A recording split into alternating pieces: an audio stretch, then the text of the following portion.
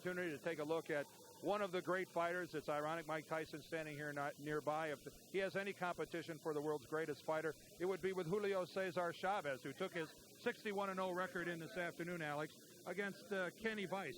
And Kenny Vice, a journeyman fighter, but certainly not championship caliber. But there still were some questions to be answered here this afternoon as Chavez fought heavier than he's ever fought before. That's exactly right. 3 pounds heavier than he ever had. The interesting thing about Julio Cesar Chavez was he is a 3-time world champion. First won it at 130 pounds, moved up and won 2 of the versions of the 135-pound lightweight title. Has compiled that record, an unbelievable record, the best record in boxing today, 61-0 with 50 knockouts. But in the last title that he won, at 140 pounds, he beat Roger Mayweather, not just on the skills that had got him his earlier 2 titles, but really more in his determination and his will and his strength as a fighter. The skill did not seem to be there as much at 140 pounds. And I think that really was the interesting thing, Dan, as we came in here earlier today to look at the Chavez fight. Obviously, it was not a competitive fight. Kenny Vice, if there were odds, would be 100-to-1 underdog. The question was, how would Chavez look? Would he show the skill that he'd been able to display earlier at the lighter weights? Chavez reminds me of a surgeon. I mean, he looks like he knows precisely what he wants to do, what part of the body he wants to work on. He's an amazing fighter. Very, very mature and interesting to watch all the time. All right, well, what we're going to do right now is we are going to take a look at Julio Cesar Chavez and Kenneth Vice. Here's how Alex and I called the fight, and we begin with round 1. This welterweight bout is scheduled for 10 rounds. It is a non-title affair here at the Atlantic City Convention Center between Julio Cesar Chavez and Kenny Vice. We talked to Julio yesterday and asked why he would take a non-title fight like this against an opponent who's obviously a huge underdog. I mean, not even odds on something like this. And he said, I have to keep busy. And these fights, my record is very important to me, and this fight can be a loss as well as one in which I'm defending my title. Well, a rare opportunity for fans on the East Coast to see in person Julio Cesar Chavez, and of course on network television. Another rare opportunity, I believe only his second appearance. So it's a great one with that incredible 61-0 record. A very patient fighter, Alex, he told us yesterday, and of course you don't have to see him fight very often to realize that he is exactly that. Be interested to see if he goes out, just tries to take Vice out right away and be, impressive in terms of his take charge ability, or whether he does what he normally does, even, with opponents of a better quality, and that is take his time, as you said, be patient, not press for the knockout, but it comes fine. Combination at that time, a left followed up by the right by Kenny Vice, who one would think needs at least a round to get untracked. There is no way that he can be in the ring with Julio Cesar Chavez and not feel the pressure of being in the ring with a great one like that. I mean, he's never faced anyone even near Julio Cesar Chavez. There he got hit by a left hand by Chavez, pretty much the end of the punch, but really the first solid punch. You could see Vice thinking to himself, how am I going to be able to take this? And he stood in there. Oh, and a good left that time by Vice. Catches Chavez. A scoring punch. Sends the 3-time champion backwards. Might have noticed there right in your screen, the left of your screen, the ominous presence of the undisputed heavyweight champion of the world, Mike Tyson. There he is in the blue jumpsuit.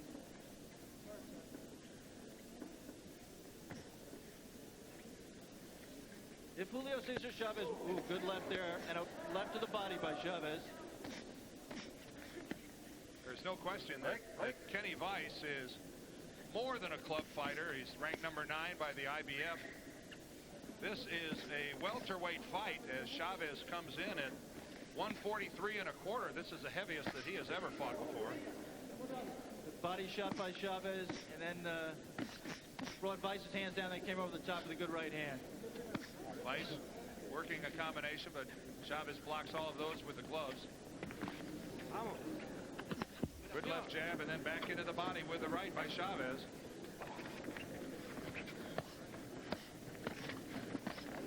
Chavez talked that when I was 40-0, I really didn't think that much about my record. All of a sudden, I was at 50-0, and now 61-0, and now extremely important to Chavez to remain undefeated. He'd like to retire that way, but he's only 27.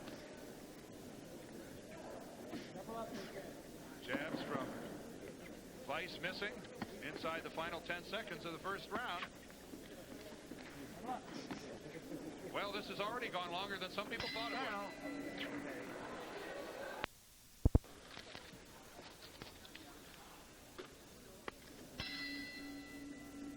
And the second round has started. A welterweight bout, scheduled for 10 rounds. Julio Cesar Chavez and Kenny Vice, both wearing the white trunks. Chavez with the red and green trim, and the pace picks up early here in the second round, Alex. And Julio picked it up with some major league body punches. Body punching is really one of the things that separates the great fighters from the not so great. And Chavez is just a great body puncher, as are so many of the Mexican champions, especially with the left hook to the body. One of the things Kenny Vice has to watch out for is eating the right hand. Watching tape of this fighter, he's been susceptible to taking some pretty good shots from opponents' rights. Right, he doesn't want to get too predictable with that jab. There's Meldrick Taylor sitting ringside. A very interested spectator. IBF junior welterweight champion. And a lot of people think the one man in the world that might have a real good shot to beat Julio Cesar Chavez. Chavez was telling us yesterday, Alex, that Don King had actually made an offer of over $1 million to the Taylor people to have a Chavez-Taylor fight, and that Taylor and his camp had turned it down. And Meldrick will tell you just the same thing from his point of view, that his people, Dan Duval, offered the same kind of money to Chavez, and he turned him down. So good work inside that time by Chavez. Kenny Vice staying active. He's not intimidated. He knows that, as we mentioned, nobody gave him a chance at all, but he came out here, he's going to do his best. And a good left counterpunch that time by Vice lands smartly on the cheek of Chavez. Julio has a history of coming down sometimes to the level of his opponent. He gets up for the big challenges, but against the lesser opponent, sometimes he just doesn't get as inspired. And that may be the case here in the first round. Of course, it's not like he's losing the fight yet or in any danger. It's just a matter of fact, this guy, if you didn't know it was Julio Cesar Chavez in the ring and you walked in the arena, you might think that the guy on the right of your screen was in the fight. He's hurting Vice with those shots to the body. Everything from Chavez appears to be in combinations, and at least one punch in the combination seems to be going to the body, and they are really landing. Kenny Vice told us yesterday in the interview, Dan, that lateral movement was the key for him. He couldn't stand there and trade, and yet here he has reverted to form and just standing there going punch for punch with Julio. It's just not a strategy that's going to do him any good at all. Again, the patience of Chavez is showing. He's not a headhunter. Patiently working the body, throwing his combinations, not looking for the one lightning bolt that's going to end it on one punch.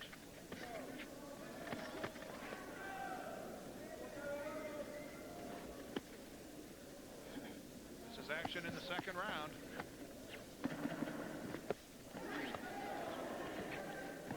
Inside the final 10 seconds, and Kenny Vice standing in there with the champ. Julio Cesar Chavez choosing not to sit between rounds, standing the entire round. Kenny Vice went to the stool and worked hard to get some oxygen back in his lungs. The body shots from Chavez, Alex, at least by my estimation, are starting to take a toll of Vice. Yeah, I think it's just a matter of when Julio wants to take him out, when he wants to step up the pace and get his knockout. He paced himself. Body shot a little bit low there, the left by Chavez. And now Chavez taking the punches a little higher. Yeah. Ooh, that good right lands to the chin. I think Julio is getting hit with a little bit more than he'd like to be. Kenny is trying. He is throwing punches. He is putting punches together. And there's a little redness on Julio's face. Not trying to imply that he's giving a full effort here. He's obviously pacing himself and carrying Vice, but he's still getting hit with punches that you don't like to see. Well, it was Vice with Chavez up against the ropes, and Chavez turns tables, but Kenny Vice battles his way off the ropes, but takes some good shots to the head. And now three solid blows to the head from Chavez. He grabs the head. Chavez, like the true professional he is, drills the body. Chavez has to come down with his hands, and he goes back up to the head. And Kenny Vice looks shaky. His legs are starting to stiffen. And again, another scoring trio of punches by Chavez. And Alex, Vice's gloves are coming down. The shots to the head are scoring. Ooh, a solid right. You could stop this fight anytime you wanted to. Referee Frank Cappuccino. Going to give him a standing count under New Jersey rules. Here comes the standing 8, which is in effect for this fight. Chavez back in the neutral corner. He wandered out. Hey, want to continue, son? Huh? Yeah. Okay, let's go. Well, you can hear that plainly for yourself. Do you want to continue, son? I hope Frank won't let it go too much longer. But right now, Kenny Vice, and that's it. Son. Frank Cappuccino waves off the fight, and wisely so. Wisely so. And a game effort by Kenny Vice, but again, the brilliance of Julio Cesar Chavez, easy to see. Yeah, really a glorified sparring session. I mean, Chavez just came in for a workout, and he got just what he wanted. He got his 60-second victory. And his 51st knockout. So Julio Cesar Chavez, the great one. Kenny Vice did really what you'd expect of him. The one thing you have to say for Kenny is he did not freeze in the presence of this greatness. You know, he didn't go in there and just get absolutely wooden and fall down the first time he got hit. He put everything he had into it. He just didn't have anything near enough. This is action from round 3. Vice missing. By this point, Kenny Vice, who said he wanted to move, just couldn't move because the body shots in the first 2 rounds. There's the real good Chavez counterpunch coming right at you with the right hand. Makes Vice hold on. Now watch Chavez step back, get punching room for the body shots. 1, 2, right above the belt. Then with the left, again with the right. Drove Vice off, and then came up with the uppercut. Tremendous variety of punches. Kenny Vice just doesn't know where they're coming from, and that's the action that led the referee to give him a standing 8 count that just delayed the inevitable ending. And Alex, you see so many times a fighter will clinch and grab, and his opponent doesn't make him pay by working to the body. You certainly can't say that about Chavez. Matter of fact, Mike Tyson, who's sitting at ringside, should do more of what Julio did right there when Mike fights a taller opponent. A lot of times when the opponent grabs him around the neck, he just lays there, Mike, and waits for the break. Chavez worked hard there, and that led him to the knockout.